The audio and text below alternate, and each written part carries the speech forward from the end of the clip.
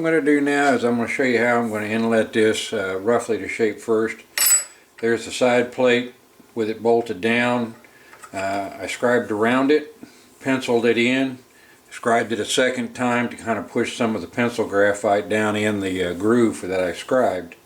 And the next thing is I've got this Dremel set up with a router head that you can buy, but I've altered it a little bit by adding a piece of clear acrylic to the end here and milling out holes in it so I can see where I'm working.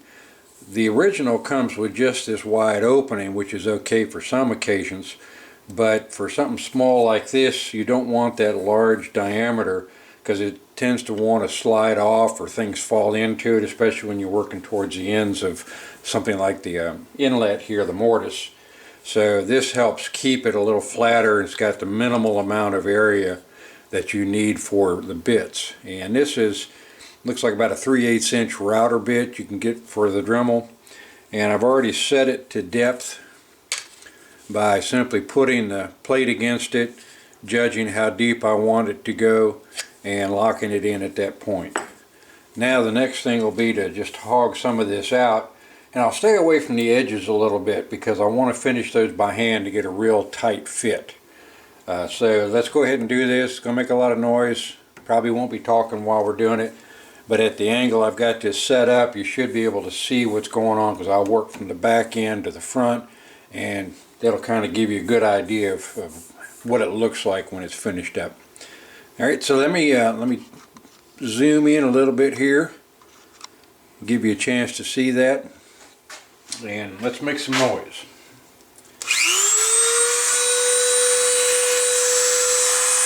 Now I've got the wide side of this pointing towards me, and the small side is going to let light in, so I'm going to angle the light so that it'll come through that smaller opening.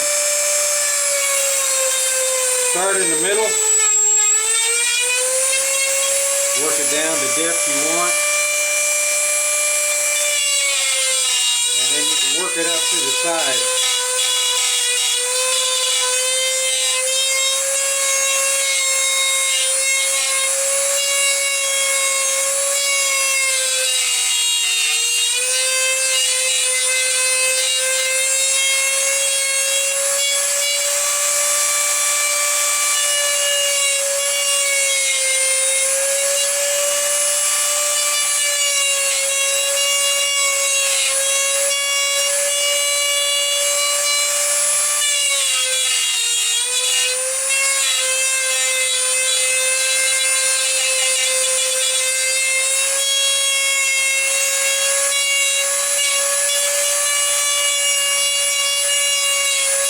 I'm trying to be very careful about keeping this flat, so I'm pushing down with my fingers, supporting the back end of the Dremel with my hand.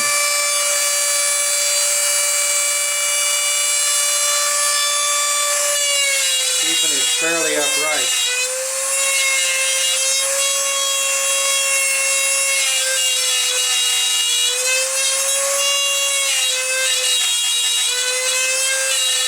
You want to go kind of slow. If you go too fast, it'll want to bite into the wood and jump to the side.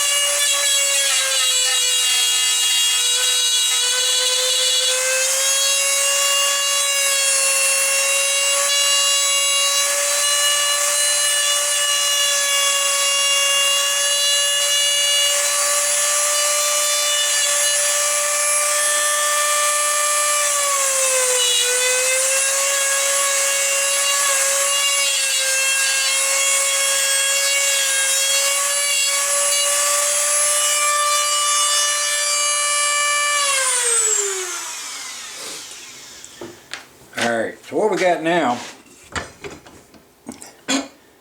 is it's roughed in to the depth I want. That's the main thing I like about using the Dremel or even a large router.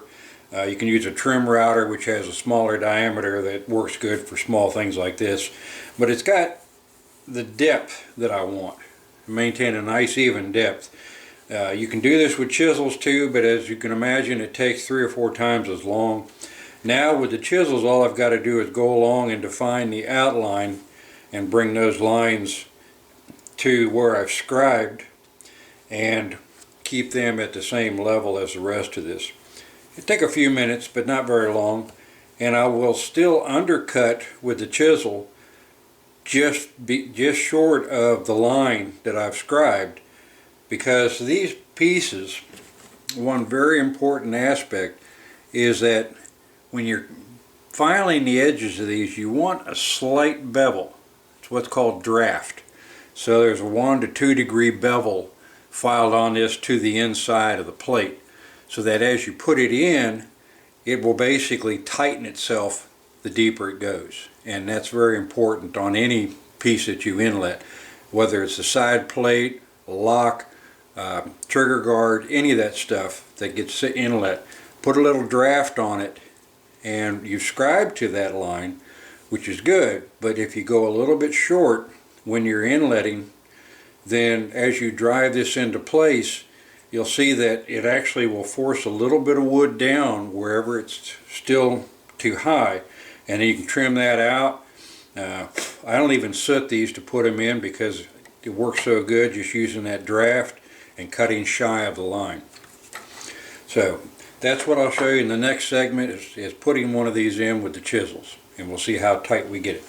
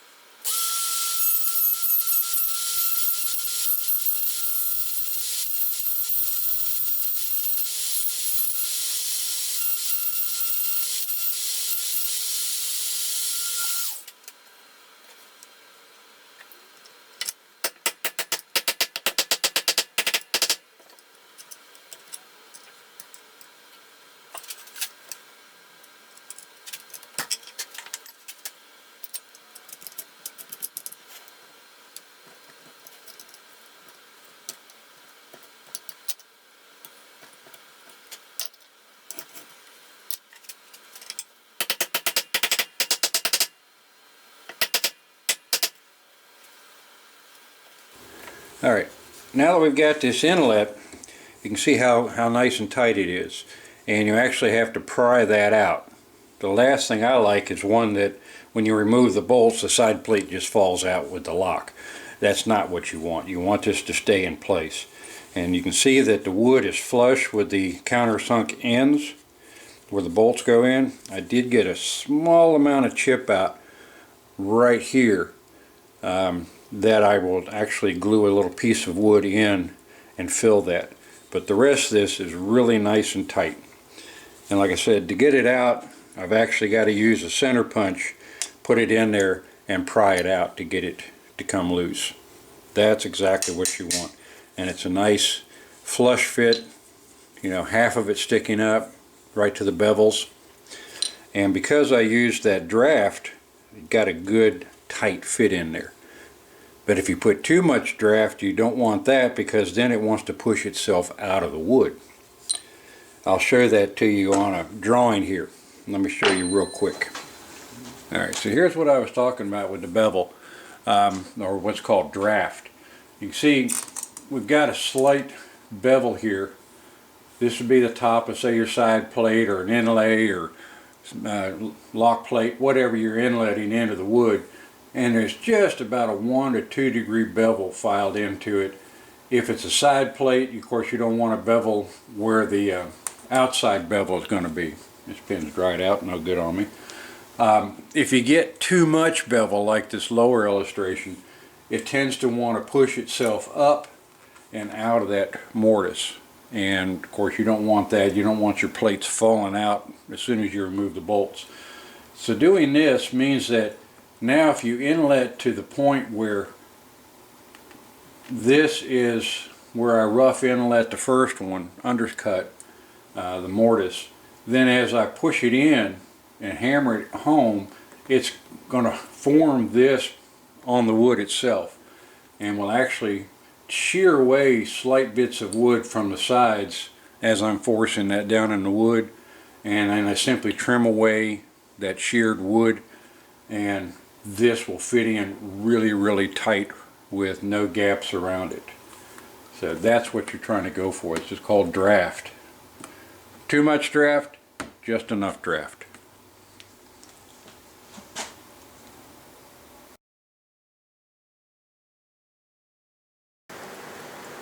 Here's just an update on the pistols. It's been a couple of days now since I showed you how to shape the butt out. And these now have the butt caps on. You see they're pretty decent. Got the trigger guards in, and the trigger guards are put on in such a way that there is no pin or screw here at the back to hold them in. The tailpiece on the trigger guard down here is beveled so that it slides under the wood, and you basically put them in so that that back section goes in first, sets underneath the lip in the wood, and then the front is levered down and set in, and then there's a pin, of course, under the lock plate that holds the front of it down. So you really don't see any way that they're attached on the outside.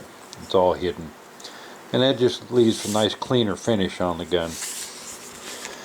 And I've got this one here. You can see I've started laying out the carving on this one, and I'll have to do the engraving, of course. A lot more polishing yet to do, but they're coming along.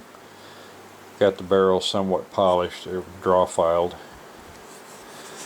so it's getting there. And I'll give you some more updates as I progress along, and when I start making the case, I'll show you how we do some of the steps on making the cases too. So until next time, y'all take care.